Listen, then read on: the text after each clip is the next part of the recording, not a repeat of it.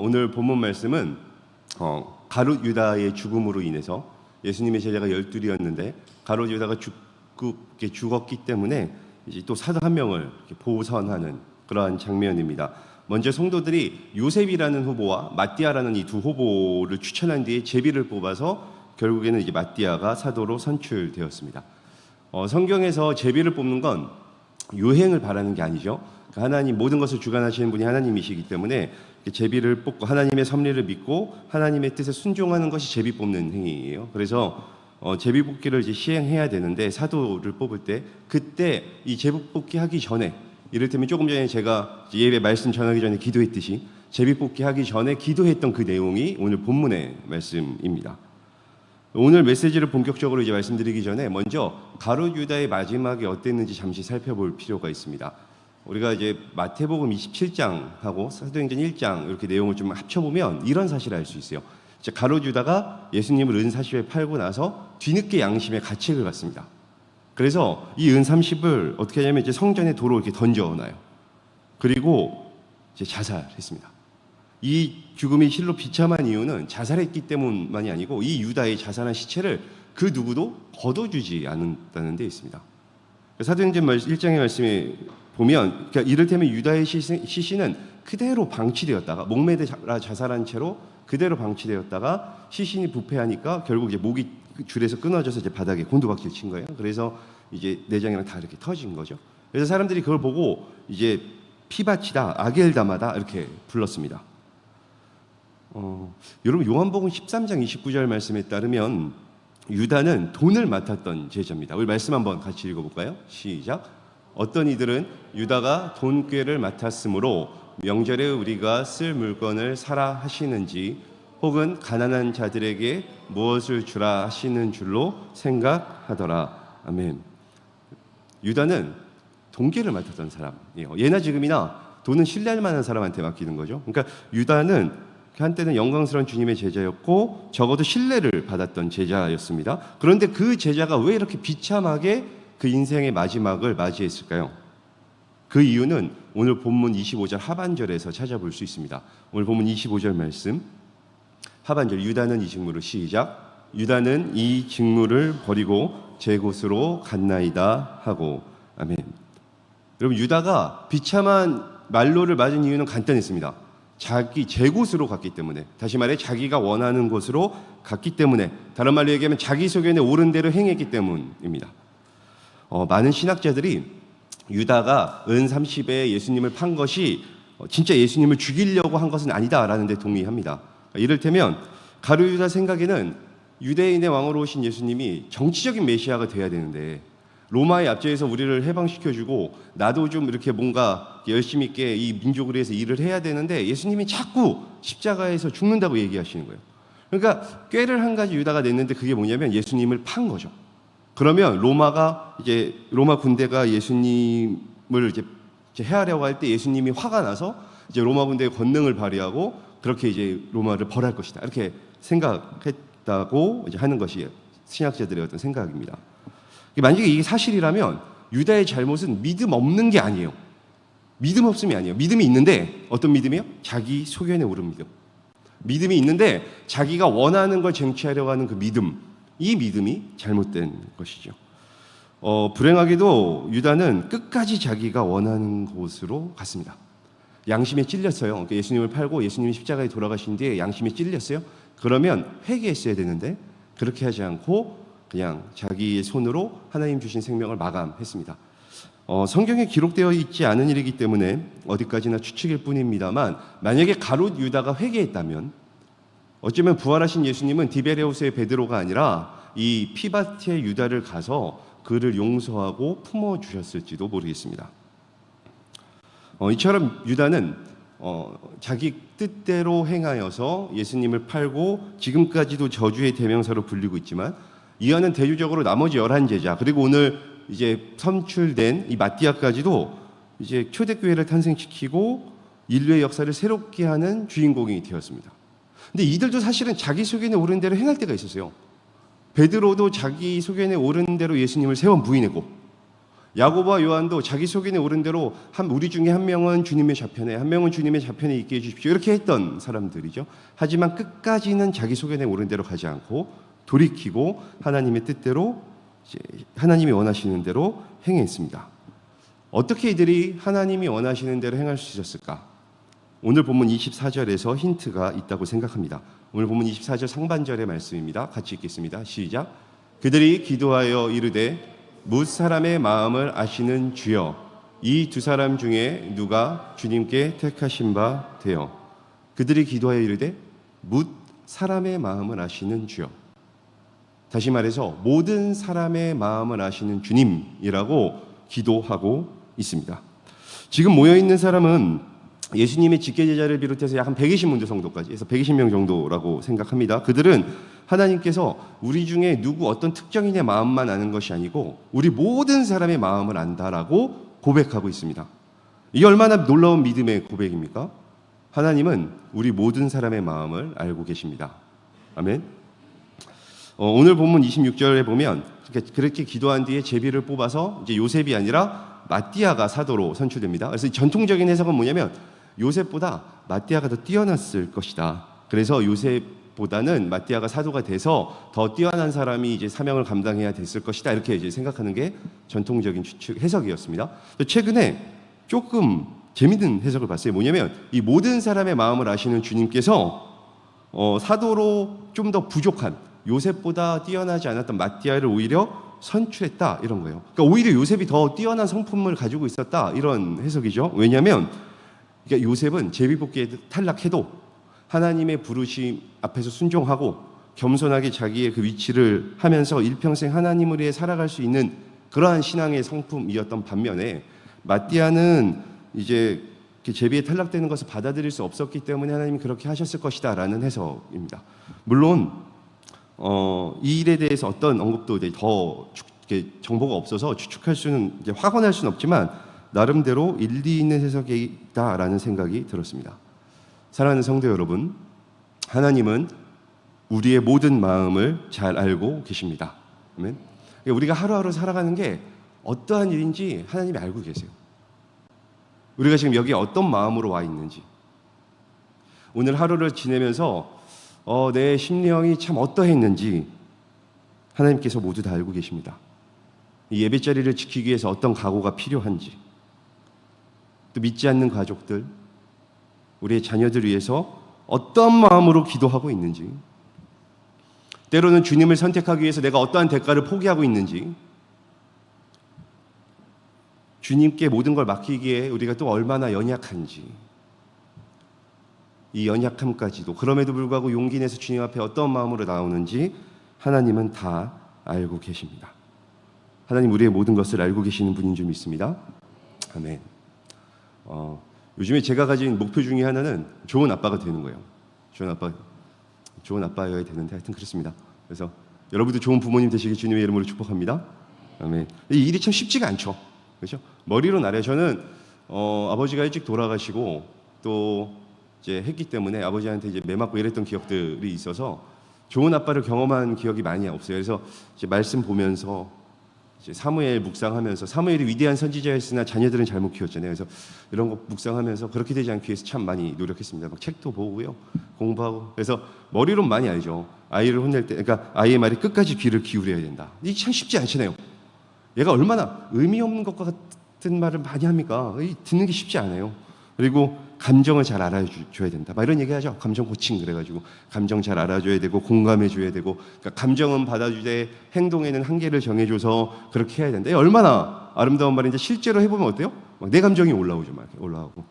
그래서 뭐 이런 거 있잖아요. 부모, 아이의 자율성을 키우기 위해서는 부모가 결정해주지 말고 작은 정보만 주되 뭐 아이 스스로 결정하게 하고. 그런 책을 쓴 사람은 자기가 아이를 안 키워봤나? 막 이런 생각 들죠.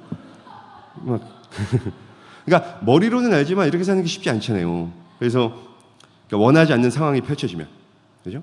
그러니까 생각과 다른 아이의 반응이 일어나면 내 감정이 막 올라와서 나중에 후회할 것을 알아요. 아는데도 막 이렇게 화내고 꾸중하기도 하죠. 여러분, 제가 아들을 사랑하지 않기 때문입니까? 전혀 그렇지 않습니다. 너무 사랑하죠.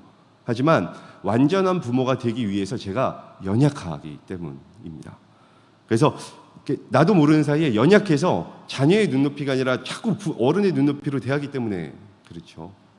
그래서 이걸 위해서 계속 기도하고 좋은 부모가 되기 노력하고 있습니다. 저는 이렇게 자녀를 양육하는데, 근데 우리 하나님은 하나님의 자녀인 우리들을 이렇게 양육하지 않으세요. 한번 생각해 보세요. 하나님이 진짜 그 거룩한 하나님의 기준으로, 그 높고 고결한 하나님의 기준으로만 우리를 판단하신다.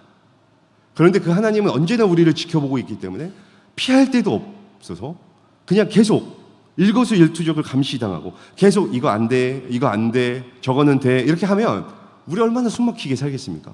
그렇죠? 그 하나님은 우리를 우리 눈높이에서 대해 주시는 거예요. 그래서 우리의 모든 마음을 알고 계시기 때문입니다. 우리의 모든 마음을 아시는 주님은 우리의 연약함도 아시고 우리의 슬픈 감정도 아시는 거죠. 분노하는 거, 억압받는 거, 억울한 거 하나님 다 알아주십니다. 그래서 주 앞에 무릎 꿇고 우리가 억울하고 애통하는 마음으로 기도하잖아요. 주여 하고 외치면 한번 잘 생각해 보세요. 우리의 기도가 옳기 때문에, 우리의 기도가 타당하기 때문에 하나님이 우리의 기도 들어주시겠습니까? 아니죠. 그냥 하나님이 우리의 모든 마음을 아시니까 속상했구나, 너가 막연하구나, 너가 나밖에 기댈 데가 없구나 알아주시는 거 아니겠습니까? 우리 교회는 지금 이제 약속의 땅으로 둔촌동 106-1 항상 나가고 있죠. 그래서 저희 중등부 수련할 때도 땅밟기 하고 가는데 너무 좋더라고요. 그래서 저희들이 이제 셀별로 이렇게 땅밟기 하고 이렇게 찍은 것들 이렇게 스티커 하잖아요. 너무 좋아 보였습니다. 좀 덥고 장마철이라 이제 또 이제 이렇게 기도하기만 하셨을 텐데 이제 또 계속 땅밟기 하시기를 주님의 이름으로 축복합니다. 아멘. 여러분, 우리의 믿음대로 주님이 역사하실 줄 믿습니다. 아멘. 약속의 땅으로 가시길 너무 기대하고 계시죠? 저만 기대되나요? 아니죠. 그 땅 진짜 기대됩니다. 그곳에 하나님의 아름다운 성전이 세워져서 이 열방을 품고 다음 세대를 양육하는 그 모습. 그러니까 우리가 하나님께서 그곳으로 인도하고 있다는 걸 믿고 있죠. 확신합니다. 그렇지만 그 성전이 그렇다고 해서 그쪽 그 둔촌동의 주님의 성전이 어떤 모습으로 지어질지 아는 사람은 사실 아무도 없죠. 잘 알다시피 저는 건축 전문가가 아닙니다. 그래서 만약에 누가 나한테 설계도를 보여줘도 잘 모를 것 같아요. 실제로 건축되기 전에는 알 수 없죠. 하지만 그곳에 하나님이 곧 열어주실 그 땅 가운데 이제 새 성전이 어떤 모습으로 들어설지 아는 사람들이 있겠죠. 우리보다 먼저 아는 사람들이 있습니다. 누구냐면 그 건물을 시공할 사람들, 설계할 사람들이죠.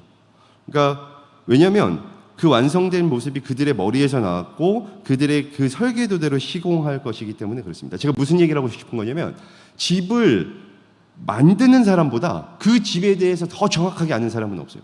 그렇죠? 마찬가지로 자동차를 만드는 사람보다 그 자동차를 더 정확하게 아는 사람은 없습니다. 무엇이든 만드는 자가 자신이 만드는 것에 대해서 가장 구체적이고 가장 정확하게 아는 이유는 사실은 만든 사람으로부터 그게 나왔기 때문에 그렇습니다.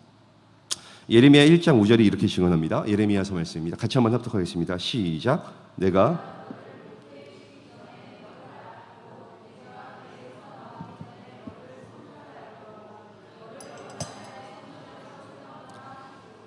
아멘. 여러분, 하나님께서는 예레미야가 어머니의 태 속에 잉태되기도 전에 그를 알았고 또 구별해서 선지자로 세우셨습니다. 이게 어떻게 가능합니까? 하나님이 예레미야를 창조하셨기 때문입니다. 자기 자신보다 자신을 창조한 사람, 창조한 하나님이 더 잘 알고 계심을 분명히 알았던 예레미야는 그 하나님의 말씀에 따라서 이렇게 자신의 일평생을 살 수 있었습니다. 사실 이 말씀은 예레미야 한 사람뿐만 아니라 우리 모두에게 적용되는 말씀입니다. 하나님은 우리 모두를 어머니의 태에 잉태되기 전부터 이미 아셨고 하나님의 자녀로 부르셨고 또 하나님의 귀한 서울제일교회 사랑하는 성도님들로 부르신 줄 믿습니다. 아멘. 다윗은 시편 139편을 통해서 특별히 1절부터 4절을 통해서 하나님을 이렇게 찬양합니다. 이 찬양에 아신다라는 표현이 참 많이 쓰이는데 한번 같이 합독해 보겠습니다. 시작. 여호와여, 주께서 나를 살펴보셨으므로 나를 아시나이다. 주께서 내가 앉고 일어섬을 아시고 멀리서도 나의 생각을 밝히 아시오며 나의 모든 길과 내가 눕는 것을 살펴보셨으므로 나의 모든 행위를 익히 아시오니 하나도 없으시나이다. 아멘. 이 다윗이 믿는 하나님은 이런 하나님이셨습니다. 나를 살펴보시는 하나님. 그래서 내가 앉아있고 일어선 것을 알고 계시는 하나님. 멀리 계시는데도 내 생각을 훤히 알고 계시는 하나님. 나의 모든 말과 행동을 알고 계시는 하나님. 심지어 내가 입을 벌려서 무언가를 말하기도 전에 나의 말을 알고 계시는 그 하나님. 나의 오장육부를 만드신 하나님. 나의 태 속에서 나를 빚어주신 하나님. 이 믿음 때문에 다윗은 언제라도 하나님을 신뢰할 수 있었고 그렇게 이스라엘의 가장 위대한 왕이 될 수 있었습니다. 이제 저는 이 모든 사람의 마음을 아시는 주님이라는 이 믿음, 이 고백, 하나님이 내 마음을 아십니다 라는 이 고백이 우리 삶 가운데 어떻게 적용될 수 있는지 세 가지 차원에서 간단하게 말씀드리고 말씀을 맺고자 합니다. 따라합시다. 이 말씀은 하나님께서 주시는 위로의 말씀이다. 아멘. 모든 사람의 마음을 아시는 그 주님은 우리에게 위로를 줍니다. 본문에 정확하게 묘사하고 있지는 않지만 아마도 본문에 기도를 올리는 사람은 이제 사도들의 대표인 베드로겠죠. 근데 베드로는 예수님을 3번 부인했습니다. 그리고 3번의 부인, 즉 3번 실패한 그 경험이, 실패의 경험이 그것으로부터 오는 좌절과 죄책감이 베드로로 하여금 이전 삶으로 돌아가게 했어요. 예수님 만나기 이전의 삶. 예수님을 경험한 주의 백성이, 성령 세례를 받은 주님의 백성이 다시 구원받지 않은 이전의 삶으로 돌아갈 수 있습니까? 있습니다. 베드로를 보십시오. 실패와 좌절 속에 사단의 속임 속에 속아가면 그럴 수 있어요. 그런데 예수님은 이 베드로를 찾아가시죠. 이유는 간단합니다. 주님이 베드로를 쓰는데 이 실패가 아무런 문제가 되지 않는 거예요. 주님이 책임져 주시면 아무런 문제가 되지 않는 겁니다. 애당초 주님은 사실은 예수님이 3번 부인할 거 알고 계셨어요. 그래서 예수님이 베드로에게 먼저 너가 나 다굴기 전에 3번 부인할 거야 이렇게 알려주셨습니다. 이를테면 예수님은 베드로가 연약한 거 아는데도 그를 제자로 부르시고 그 베드로가 자기를 부인할 거 아는데도 사용하셨던 거죠. 그가 실패해도 상관없었습니다. 어쩌면 그러니까 예수님은 그의 실패까지도 알고 계셨기 때문이죠. 우리가 신앙생활 하다 보면 어떨 때는 영적인 침체 가운데 이렇게 들어가기 마련입니다. 그럴 때 하나님께 기도하면서 막 울부짖으면 새 힘 나시죠?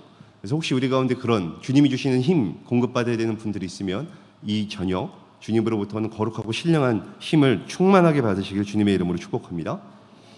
근데 여러분 한번 생각해 보세요. 가만히 생각해 보세요. 우리의 기도가 타당하기 때문에, 내 기도가 주님이 들어주시기 마땅하기 때문에 주님이 우리에게 새 힘을 주시겠습니까? 내 행위가 의롭기 때문에 하나님이 내 편이 되어주시는 겁니까? 나의 요구가 당연하기 때문에 하나님이 나의 기도에 귀 기울여 주십니까? 아닙니다.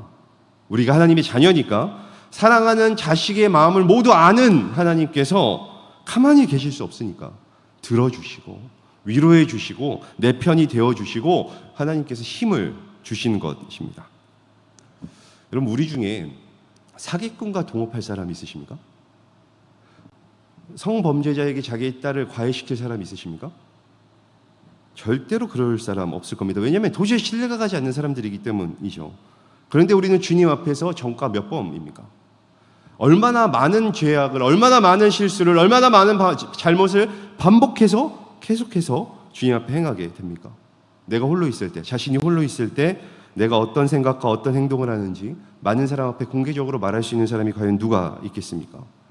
그런데도 하나님은 이 추악하고 이 수치스러운 모습을 아심에도 불구하고 용서해 주세요. 용서해 주시되 70번씩 7번이라도 반복해서 완전하게 계속해서 용서해 주십니다. 왜 그렇습니까? 우리의 연약함을 아시기 때문이죠. 그리고 그럼에도 불구하고 우리가 주님을, 이 연약함에도 불구하고 우리가 주님을 여전히 사랑하고 있음을 주님이 아시기 때문입니다. 우리가 이 땅을 살면서 소망을 가질 수 있는 것은 이 하나님, 우리의 연약함에도 불구하고 여전히 우리를 사랑하는 하나님이시기 때문입니다. 이렇게 막 부정적인 감정이 이렇게 몰아칠 때, 그리고 이제 원하지 않지만 하나님을 향한 신뢰가 이렇게 약해질 때, 등불처럼 꺼져갈 때, 여러분 심령 가운데 믿음으로 외치십시오. 하나님은 내 모든 것을 아신다. 하나님은 내 한계도 아신다. 그런데도 하나님은 나를 부르셨다. 많은 사람 중에 나를 그냥 부른 게 아니라 지명해서 부르셨다. 내 연약함을 알고도 내 실패를 알고도 내가 이 문제로 어려워할 거 알고도 주님이 나를 부르셨다. 그리고 이 시간 주님 앞에 나가기를 원한다. 이 믿음으로 위로받으시길 주님의 이름으로 축복합니다. 우리 믿음으로 로마서 11장 29절 말씀을 자기의 심령 가운데 선포해 주시겠습니다. 로마서 11장 29절 같이 한번 믿음으로 선포합니다. 시작. 하나님의 은사와 부르심에는 후회하심이 없느니라. 아멘. 하나님이 부르실 때는 성경적인 부르심은 두 개죠. 하나는 자녀로서의 부르심이고 또 하나는 사명자로서의 부르심입니다. 근데 잘 생각해 보세요. 사실 하나님이 나를 자녀로 부를 때 양자잖아요. 양자의 시작점은 어떤 거냐면 힘 있는 아버지가 자녀를 선택하는 것에서부터 시작해요. 힘 있는 아빠가 내가 너를 양자 삼겠다 하고 결정하는 것부터 시작합니다. 사명, 소명은 어떤 거예요? 왕이 신하를 부르는 거죠. 왕이 이렇게 주는 거예요. 그 신하의 능력과 못하겠으면 권세를 주죠. 못하겠으면 능력을 줍니다. 그래서 그 일을 하게 만드는 거예요. 연약하고 부족한 우리가 감히 창조주이신 하나님의 자녀가 될 수 있는 것도 또 왕이신 하나님께 우리가 소명을 받아 살아갈 수 있는 것도 우리의 모든 것을 아시는 주님께서 우리를 불러주시기 때문인 줄 믿습니다. 모든 사람의 마음을 아시는 주님의 부르심에는 후회하심이 결코 없습니다. 아멘. 우리 옆 사람에게 고백하실까요? 하나님의 부르심에는 후회하심이 없습니다. 하나님의 후회하심은 아멘.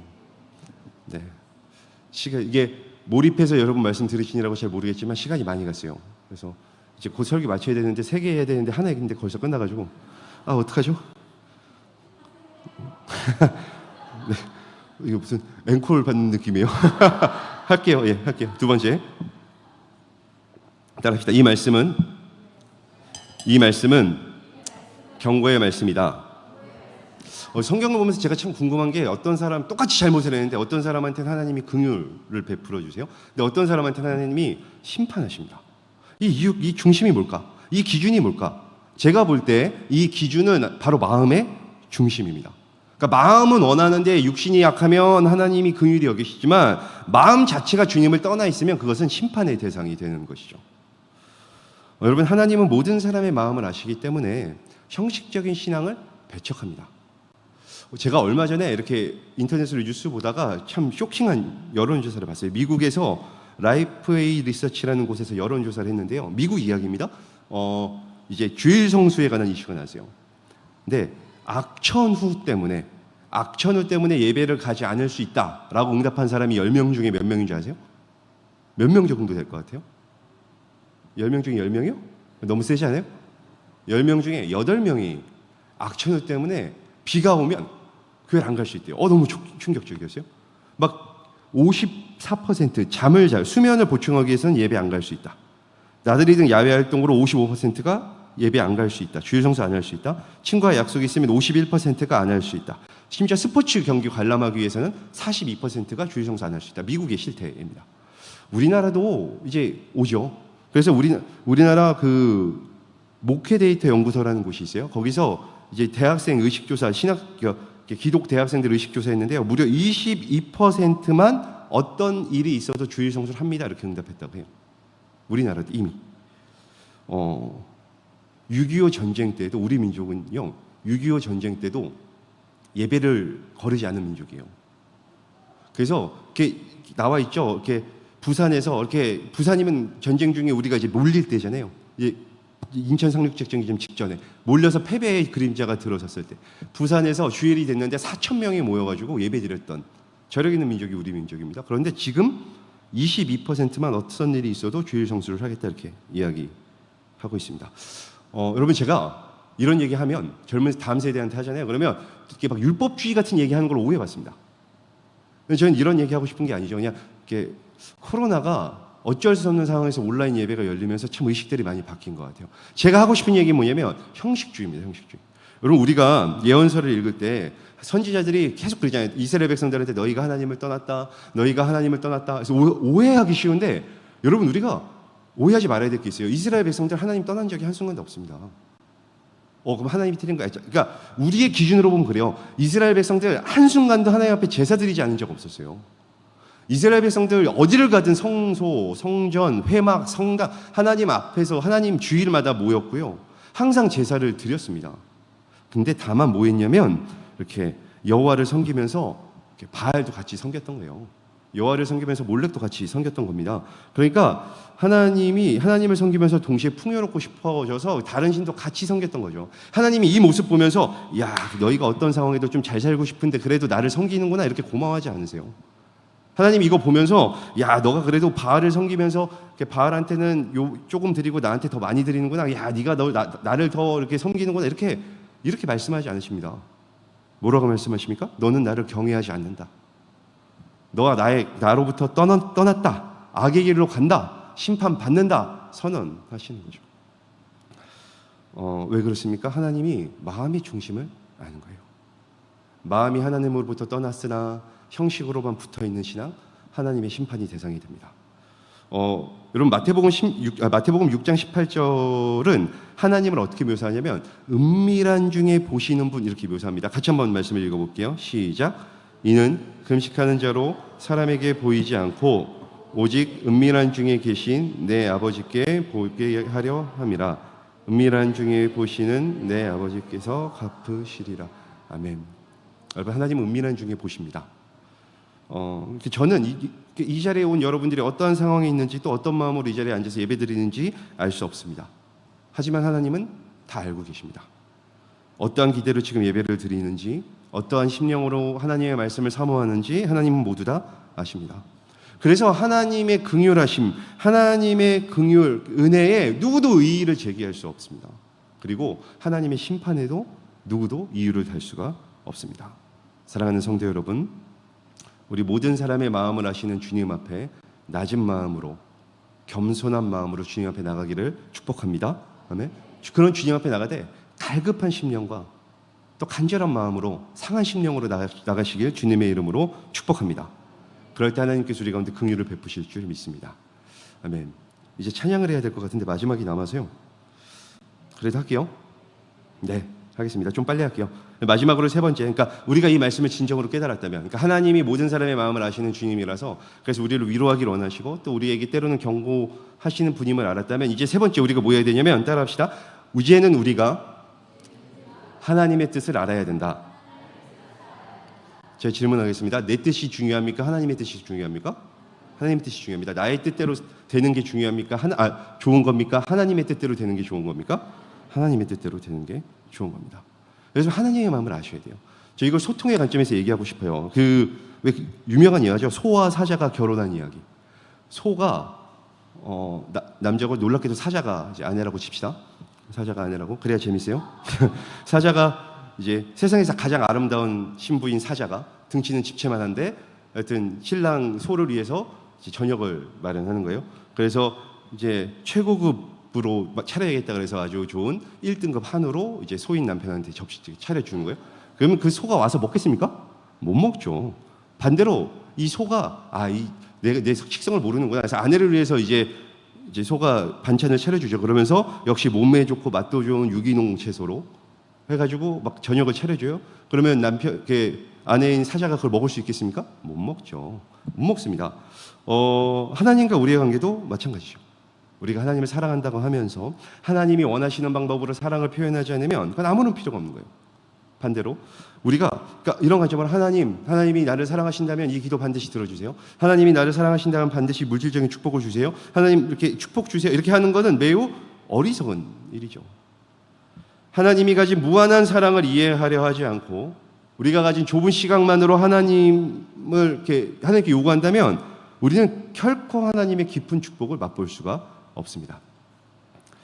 다윗이 지었던 시 중에 끝낼게요. 다윗이 지었던 그 시 중에 대표적인 시가 23편입니다. 그 중에 4절의 말씀이 이렇습니다. 같이 한번 읽어보겠습니다. 시작. 내가 사망의 음침한 골짜기로 다닐지라도 해를 두려워하지 않을 것은 주께서 나와 함께 하심이라. 주의 지팡이와 막대기가 나를 안위하시나이다. 아멘. 여기에서 사망의 음침한 골짜기는 인생의 실패, 시련, 고난 이런 걸 의미합니다. 그러니까 하나님이 정녕 우리와 함께 하시고 또 하나님의 지팡이와 막대기로 우리를 지켜주시면 애당초 우리가 사망의 골짜기에 이르지 않도록 우리를 막아주셔야 되지 않겠습니까? 왜 사망의 골짜기에 이르도록 내버려 두신 후에 그제서야 주님의 지팡이와 막대기로 우리를 지켜주십니까? 왜 병을 주고 약을 주시는 겁니까? 놀랍게도 다윗은 이렇게 한 번도 하나님 앞에 불평한 적이 없습니다. 누구보다도 자신을 정확하게 아시는 그 하나님, 구체적으로 알고 계시는 하나님의 뜻을 믿었기 때문이죠. 그래서 이 사망의 음침한 골짜기를 지나는 그 과정을 통과하지 않고서는 결코 하나님의 마음을 이해할 수 없고, 그래서 하나님의 그 믿음의 장수가 될 수 없다라는 사실을 알았던 거죠. 그래서 깊은 고난의 기간 동안 하나님의 마음을 깨달은 다윗은 시편 23편 6절의 말씀을 통해서 이렇게 고백합니다. 같이 한번 고백하겠습니다. 시작. 내 평생의 선하심과 인자하심이 반드시 나를 따르리니 내가 여호와의 집에 영원히 살리로다. 아멘. 하나님의 마음을 이해하면 이런 고백이 나오는 줄 믿습니다. 아멘. 제가 두 가지 예화를 마무리를 하려고 그랬는데요. 하나는 다음 기회에 하고 하나만 하고 마칠게요. 안 그래도 될 것 같지만 그냥 그러고 싶어졌습니다. 왜냐하면 찬양하고 또 기도하는 시간들이 있어야 돼서. 여러분, 하나님은 시간과 공간을 초월해 계신 분이죠. 그렇죠? 이걸 편재성이라고 하지 않습니까? 그러니까 어디로 가든지 어느 곳에 있든지 하나님 우리와 함께 하십니다. 그래서 우리가 이제 어디에 있든지, 지구 반대편 미국에 있든지 뭐 어디에 있든지 하나님을 찾을 수 있죠. 그런데 성경에서는 재밌게도 가끔 이런 하나님을 하늘에 계신 분으로 묘사할 때가 있어요. 심지어 우리가 사도신경, 우리의 신앙을 고백하는 사도신경 첫 구절이 뭡니까? 다시요. 사도신경이 아니고 그 주기도문, 주님이 우리에게 가르쳐 주신 기도인 주기도문의 첫 구절이 뭡니까? 하늘에 계신 우리 아버지. 우리 아버지 아닙니까? 왜 굳이 하나님을, 어느 곳에도 계신 그 하나님을 왜 굳이 하늘이라는 곳에 한정지어 놨을까? 여러분, 이스라엘이 광야 생활을 할 때요, 하나님께서는 구름 기둥과 불 기둥으로 그들의 앞길을 인도해 주셨습니다. 그래서 구름 기둥과 불 기둥이 쭉 가다가 멈추면 이스라엘 백성도 멈췄고, 가면 갔어요. 근데 이것과 관련해서 민수기 9장 22절에 좀 재밌는 구절이 있습니다. 같이 한번 읽어보겠습니다. 시작. 이틀이든지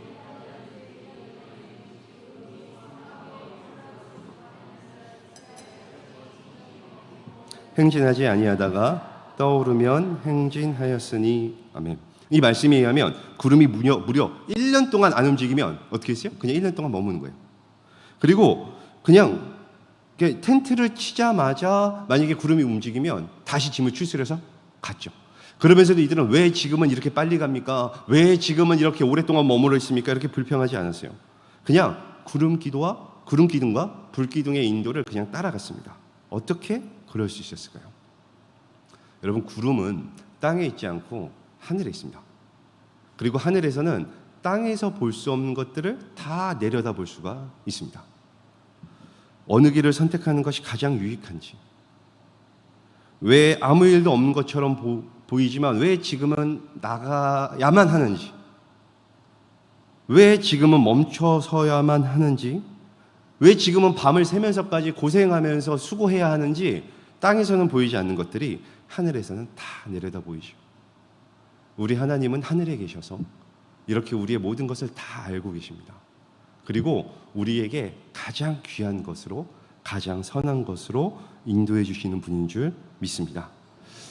참 많은 사회 문제들이 있고요. 복잡한 요즘입니다. 막 동성애 문제 오늘 내일이 아니고 기독교적인 어떤 세계관을 위협하는 일들이 많이 있죠. 요즘 다음 세대들 마약 한답니다. 막 이렇게 좀비처럼 막 비틀비틀 되죠. 교권 떨어져 있고 기후 문제 대단하죠. 우리나라도 이제 사계절이 뚜렷한 나라가 아닌 것 같아요. 그렇죠? 그리고 뭐 인구도 감소하고, 사실은 생각해 보면, 사회를 둘러보면 이제 여러 어려운 일들이 일어납니다. 이럴 때 이런 환경들을 보면서 하나님의 어떠한 마음을 가지실지를 아는 다음 세대들이 좀 일어났으면 좋겠습니다. 기도해 주셔서 감사하게도 중등부 수련회 잘 마쳤고요. 초등부 지금 진행 중에 있습니다. 고등부 이제 주일부터 시작하고요. 청년부가 이제 다다음 주에 시작됩니다. 우리 청년들 너무 귀해요. 여기에도 좀 앉아 계신데요. 청년들 진짜 축복하고 싶습니다. 하나님이 다 아십니다. 그리고 여러분들 부르셨습니다. 그래서 우리 청년들 귀하게 쓰실 줄 믿습니다. 아멘. 이렇게 우리 좀 다음 세대를 위해서도 축복해 주셨으면 좋겠습니다. 우리 시간 그 하나님의 이름을 부릅시다. 주님 하고 외칠 때 우리의 모든 마음을 아시는 주님께서 우리의 모든 필요를 채우시고, 주님의 마음을 아는 사람들, 주님의 마음을 아는 백성들, 주님의 마음을 아는 다음 세대들 이렇게 세울 줄 믿습니다. 우리 이 시간에 좀 전능하신 나의 주 하나님 찬양하시면서 말씀을 좀 마음속에 새기시고, 그리고 좀 다 함께 기도하도록 하겠습니다. 전능하신 하나님, 우리의 모든 마음을 아시는 주님, 그 주님 앞에 우리의 심령, 우리의 찬양을 올려드리겠습니다.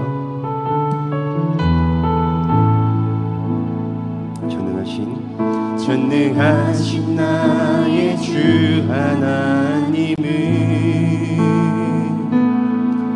능치 못하실 일 전혀 없네.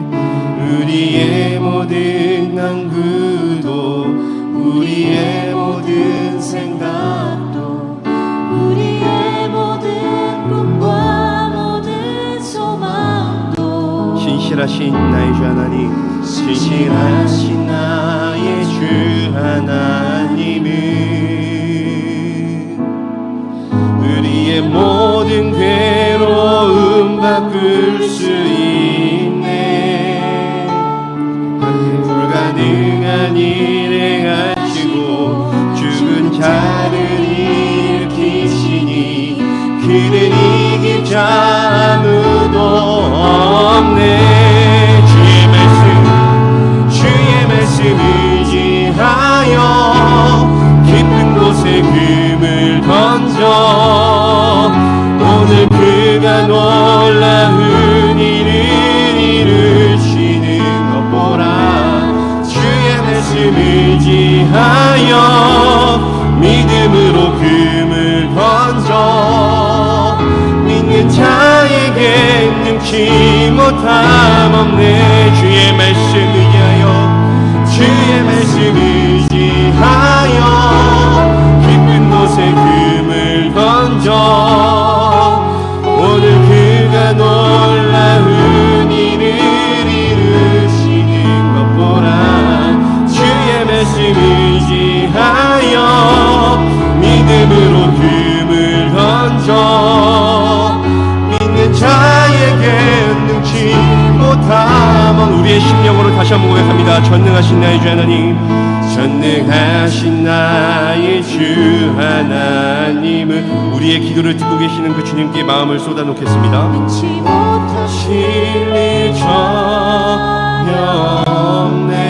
우리의 모든 간구도 우리의 모든 간구도 우리의 모든 생각도 우리의 모든 꿈과 모든 소망도 신실하신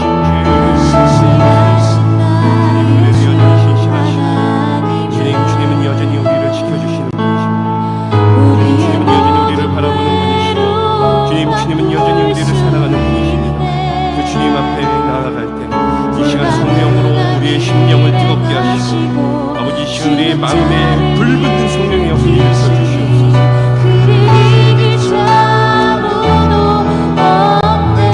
주의 말씀 의지하여, 주의 말씀 의지하여 깊은 곳에 금을 던져 오늘 그가 놀라운 일을 이루시는 것 보라. 주의 말씀 의지하여 믿음으로 금을 던져 믿는 자에게 능치 못함. 우리 두 손을 주님께 들고 주의 말씀 의지하여 깊은 곳에 금을 던져 오늘 그가 놀라운 일을 이루시는 것 보라.